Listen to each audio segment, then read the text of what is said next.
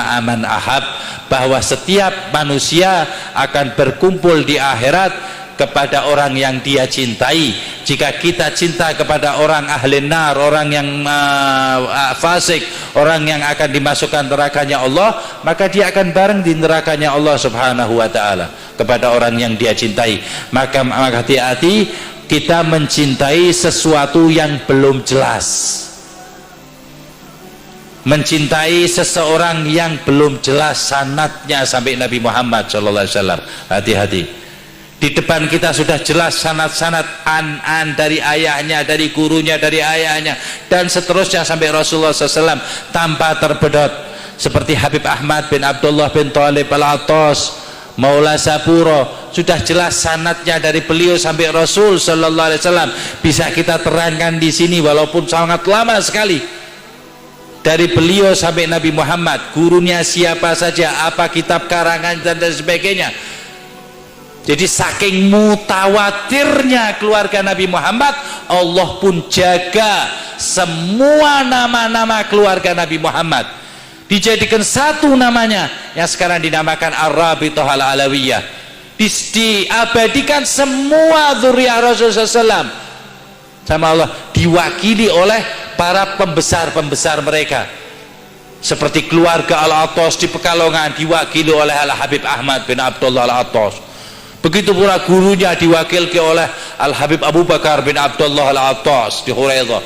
Gurunya lagi Hasan bin Saleh Al-Bahar di Taris, gurunya lagi di Sabah, kemudian gurunya lagi Sayyidina Al-Imam Al-Habib Segaf bin Umar As-Safi As-Segaf. Semuanya diabadikan oleh Allah Subhanahu wa ta'ala sampai kepada Nabi Muhammad. Ada kuburannya, ada keturunannya, ada karangan kitab-kitabnya, semuanya masih ada sampai sekarang. Masa Beb? Bener Pak Beb? Bener.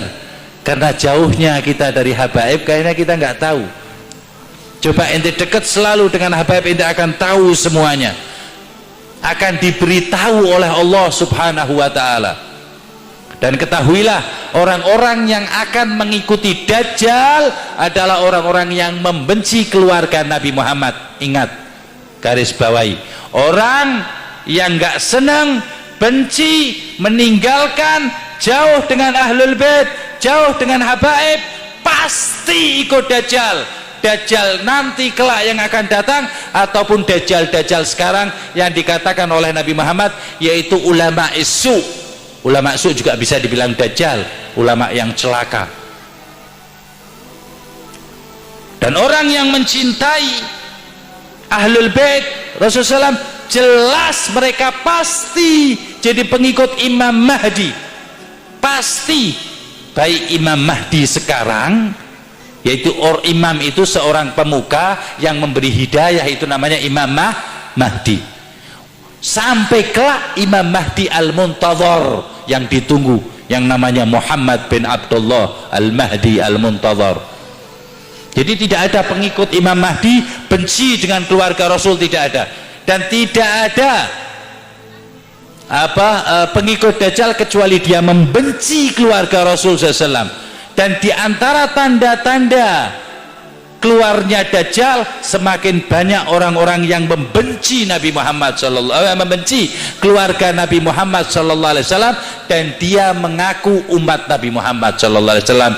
Ini ada di dalam kitab Al-Fatawa yang menyusun Imam Suyuti, yang ngomong Sayyidina Ali, yang nuturi Sayyidina wa Nabiyina wa Habibina wa Syafi'ina Rasulullah Muhammad bin Abdullah SAW. Kitab itu dinamakan Al-Fatawa, bisa dibeli di toko kitab, jelas semuanya. Jadi kita ini sudah ditebak 1400 tahun yang lalu. Jadi ente bersyukur kenal Habib, alhamdulillah, hati ana masuk nama Habib di dalam hati ana. Itu yang akan menyelamatkan ente, bukan amal soleh. Tidak ada satupun amal soleh engkau sekalian yang bisa engkau pertanggungjawabkan di dunia, apalagi di akhirat. Satu amal soleh yang benar, satu belum bisa kita pertanggungjawabkan di dunia, apalagi kelak di akhirat. Satu aja. Tapi kalau amal toleh atau amal yang buruk, semuanya sudah jelas dosanya, sudah jelas madharatnya. Semoga Allah subhanahu wa ta'ala menyelamatkan kita daripada amal-amal toleh dan menjadikan kita orang yang mudah untuk beramal soleh.